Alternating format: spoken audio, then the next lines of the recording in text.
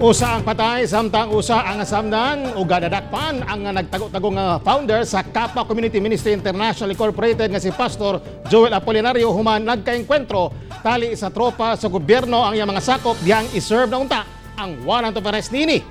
Pasado alas 7 kaganihang buntag, gisulod sa mga personahe sa Surigao del Sur Provincial Police Office uban ang hiniusang persa sa Lingig MPS, PNP SAF, kasundaluhan ng Philippine Coast Guard ang hilit nga resort sa sitio Dahican sa barangay Handamayan, Lingig, Surigao del Sur.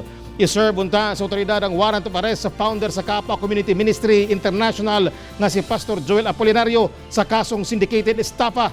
Apan nagkaengkwentro sanglit armado ang grupo niini nga miresulta sa pinusilay. Usa ka wala pa mailing bodyguard na Apolinario ang napatay samtang usa ka milisyo Siano ang samdan nga gidala sa Bislig City District Hospital. Apan nadakpan si Joel Apolinario.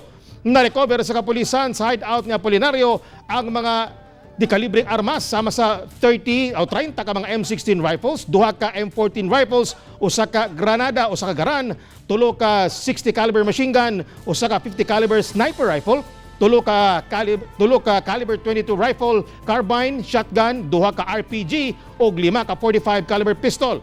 Padayon pang investigasyon sa kapulisan sa insidente.